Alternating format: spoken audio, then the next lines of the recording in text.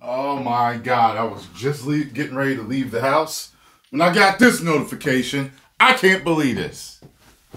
Seriously, like how dirty is this? All right, let's take a look at this. Boy, oh boy.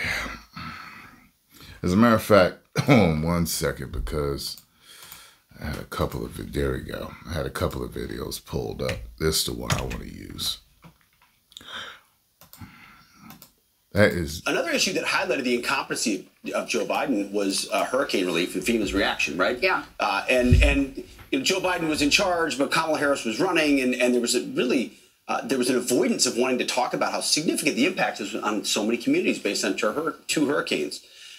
Now, according to the Daily Wire, this is a staggering story. FEMA officials, which should be helping everybody, right, directed hurricane relief workers in Florida to avoid certain homes that had Trump signs in their lawn. Okay, here's the report according to the Daily Wire. A FEMA supervisor told workers... So these people could be dying, hurt, buried under rubble, need food, water, whatever help it is. Their kids could be hurt, elderly, and you won't help them because there's a Trump sign in the yard. How far does the hate and vitriol go for this man? I just did a video showing how much he got done in 2 days by not doing nothing but winning. But winning the election, everybody fell in line. Come on now. Oh my God, it's the end. Oh. In a message to avoid homes advertising Trump as they canvass Lake Placid, Florida to identify residents who could qualify for federal aid, internal messages viewed by the Daily Wire reveal. The supervisor, Marnie Washington, relayed this message both verbally and in group chat used by the relief team, multiple government employees told the Daily Wire. So now hurricane relief also politicized. Yeah, wow. No question. And by the way, there was already outrage that so many FEMA funds had been raided to give to illegal immigrants. And so this is why they always tell you never to discuss politics or religion with your friends or at social events. Look at this type of stuff. Look at this type of stuff, man. People judge you. You can't get help. You're basically left to die. Obviously, people are saying we gotta take the politics out of something as essential as emergency relief. This is insane. And by the way, the FEMA spokesperson has a statement. FEMA helps all. You see why I'm doing so many news videos now? These are all news reaction / commentary videos. Okay, it's what I've always done, just not as much. Whenever something really blows up, I might jump on it. You've seen, if you've been with me forever, you know there are certain times people be like, why you make 8 videos about this? Because new information keeps coming out. And there is so much information packed in what is going on with this election and with Trump winning and all these stories connected to it and I'm seriously interested. Before, my political videos would still get great views. I remember when I first did that video talking about Candace Owens. I did a reaction to her talking about George Floyd, and it got like, I don't know, 500,000 views or more, whatever. And I was like, good Lord, people really like when I talk about these political issues. But I didn't jump on a quote unquote political bandwagon to make a bunch of videos that get trending type of views. And I didn't do it. Okay. But see, now I'm seriously interested. Really, I am locked in on what is going on. So you're going to get a lot of them. So just get used to it. You'll still get everything else, but there's going to be a lot of news videos too. Survivors, regardless of their political preference or affiliation, and we are deeply disturbed by this employee's actions. While we believe this is an isolated incident, we've taken measures to remove the employee from their role and are investigating the matter to prevent this from happening ever again. The employee who issued the... I wouldn't have listened to him. I mean, unless you're a hateful person that's on the left that doesn't like Trump or something like that, I guess they would do that. But if it was me, I mean, everybody's getting help. I don't care what side you're on. You're an American. You need help, right? All right, then. This guidance had no authority and was given no direction from anyone to tell teams to avoid these homes. And we are reaching out to the people who have not been reached as a result of this incident. Will, I mean, I'm surprised that, I mean, you see lots of agencies getting politicized. This is one you really wouldn't expect.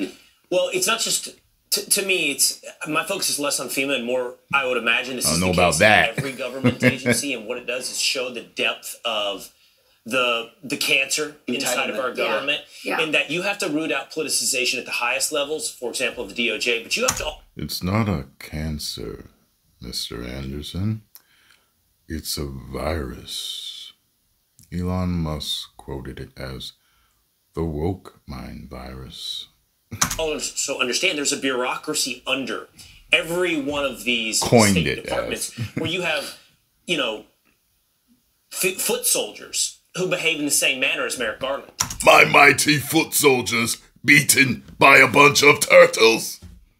And in order to really reform the bureaucracy, I actually think you are going to need, like, Elon Musk walking through the lobbies of Washington, D.C. with a sink in his hands. He's going to have to sit there with the Department of Government Efficiency and cut it down to the size you could drown it in a bathtub. Otherwise, this is where we are now. That's the challenge. That, to me, is one of the most interesting things about how this will play out. So Elon Musk fired 90% of Twitter.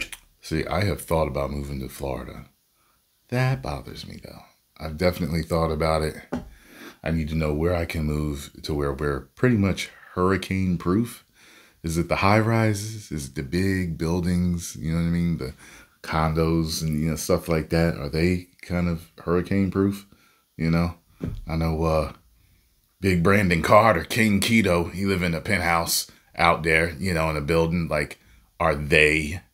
You know, and I don't need that much. Like, I make good money, but I don't need that much. But he lived flossy. But are those buildings hurricane proof for the most part? You know what I mean? Like when Florida leaves, when people are evacuating, do they leave too in those big cement buildings, or is it just for, you know, normal houses and stuff? Turned it into X because you had to change the culture. Yeah. It doesn't work that way with government. You wish it could. I remember. Well, you can. You can though. Pete. You can. You just have to do it on a certain process, and you got to be dedicated to doing it and demonstrating how to do it. Well, the first thing you have to do is take out the unionization of federal employees so that they're fireable. Absolutely. And I also heard that. And by the way, Vivek. That is a massive task. We did that at the VA when we were running out at just the VA, and they refused to use it inside the VA. Yeah. So the government bureaucracy then fights back and says, okay, we have this tool, but we're not going to use it.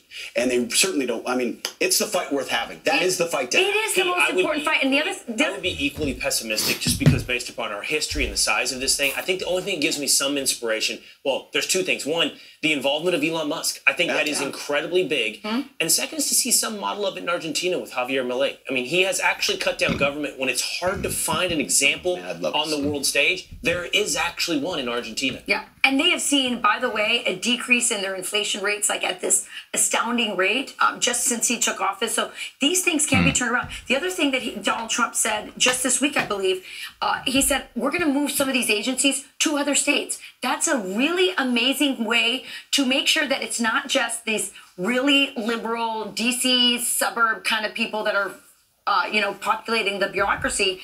I really hope that Trump and his administration do so great that people have no choice but to vote again for somebody from it that's going to run after he's out. Because we got to keep this going. It's like 2 days. He got all that done. Come on, man. Get it out. Decentralize. Make sure that these... We'll see how everything goes. You know what I'm saying? In the future, things could always go real left. No pun intended. You know what I mean? But we'll see what happens. Agencies are representative of the people, and I think that would help to get them depoliticized. It's an amazing idea. Love that. Amazing. I'm Steve Ducey. I'm Brian Kilmeade. And I'm Ainsley Earhart. And click here. Yeah. Well, post all your comments down below. Let me know what you think of my reaction and commentary, or anything is there anything I left out? Anything you'd like to add? Make sure you have subscribed if you have not subscribed yet. We are on the road to 10 million subscribers.